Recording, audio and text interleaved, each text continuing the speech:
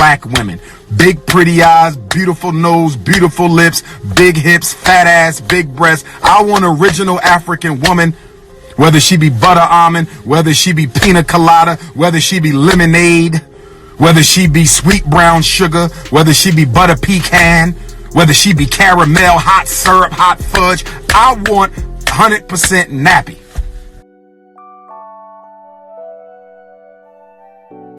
Why am I, Buffy the Body, getting blamed for the whole big booty, booty shots, booty implants epidemic?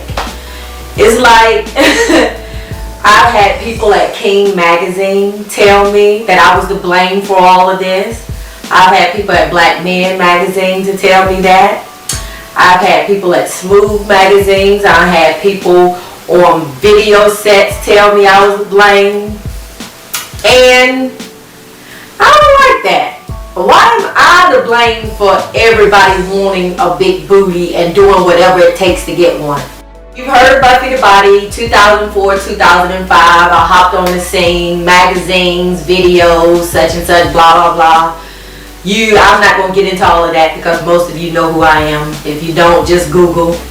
But it was like I took the whole hip-hop video vixen world by storm. Became really popular in a short time, and my claim to fame was mainly the size of my butt. Like, my butt was like unheard of. Because you think about, around that time, 2004, 2005, there was not a lot of video girls on the cover of magazines with butts the size of mine. But matter of fact, around that time, I don't even remember any girls on the cover of magazines or the lead girl in music videos who had a butt the size of mine, with the waist as small and the butt as big. Now, I do remember Kai Toy, the girl in the Outkast video. She was out like maybe a year to 8 months or something before me. She came, she did her thing, but to my knowledge, she was not interested in the whole video girl, video vixen. She wasn't really into all of that and didn't care to pursue the whole thing. So her whole thing in the industry was short-lived because, as to my understanding, she wasn't interested in it anyway. So she got out of it. So here comes Buffy the Body, this dark-skinned chick with all of this butt. Next thing you know, you start seeing me on the cover magazine. You see me in the music video. So I guess a lot of girls was thinking, the girls who was interested in getting in that industry, oh, you gotta have a huge, absolutely huge, big, gigantic ghetto booty that's like 18 miles long in order to be popular in that industry. So next thing you know, I guess a lot of girls start doing all these things to enhance their butts. It was implants, butt shots.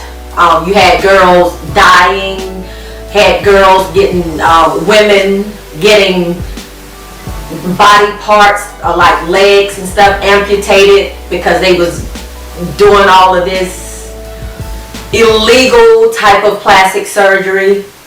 You had girls being hospitalized. Like, it was just crazy.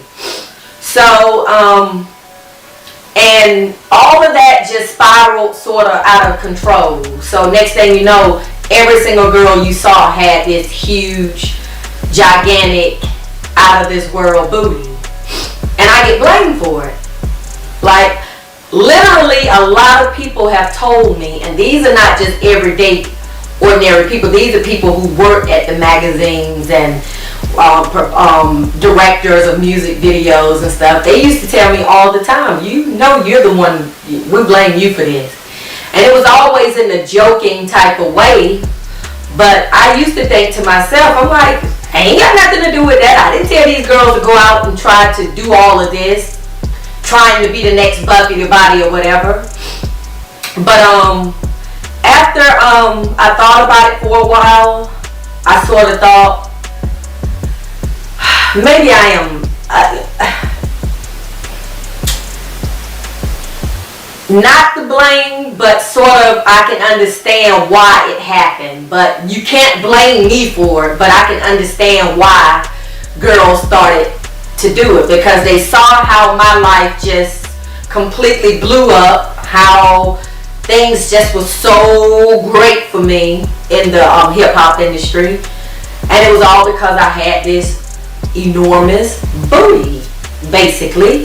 So they said maybe we need that too in order to be, I guess, popular or whatever. Imitation is the highest form of flattery. Imitation, I'll say it again, is the highest form of flattery. So during the pandemic in 2020, around that time, Black women going to Miami, Atlanta, the Dominican Republic, getting body-altering surgeries to look like Buffy the Body. They did not realize that they were trying to look like Buffy the Body. Many of them were following trends. But let's look at where that trend started. And let's also look at the woman who was erased from the trend that she started. Because the truth of the matter is that the body you choose to live in can and oftentimes does determine your outcomes in life, who you date, who you marry, who's interested in you, who's attracted to you, the opportunities handed to you, what people think you're deserving of, what you might think you're deserving of, all of those things. So although we want to all believe that we have a certain moral compass and that we're all, that looks don't matter, that appearance doesn't matter, that there's no such thing as privilege, beauty or body privilege, and the reality is that's not true. And there's nothing that proves this more than what happened with the BBL epidemic. Why did that even happen? It is because we are at a time now with, modern feminism. Women are independent, they're making their own money, and they can choose to say that they want to spend their money on improving their exterior to improve, perhaps, the quality of their lives.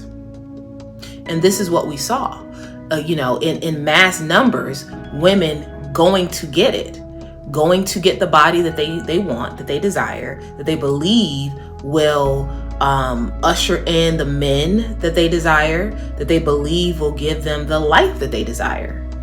And this is why my theory of body privilege exists. It is that there is a privilege to having a certain body, and particularly in the Black community, this is a very niched thing. But then you have the slim, thick body that seems extremely desirable, and I'm going to be getting into why that is, perhaps in another video.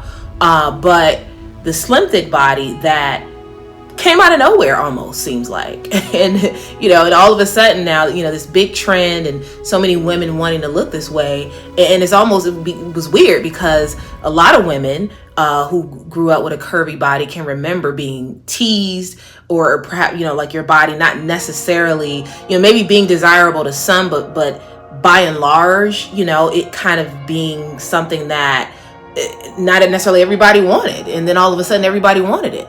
And again, I think a lot of this has to do with the trend, but also there's sort of a nuance that we haven't talked about as a community, and this nuance has to do with the mass production of Black women's bodies. And what I mean by that is, again, going back to 2020, going back to even a little bit prior to that,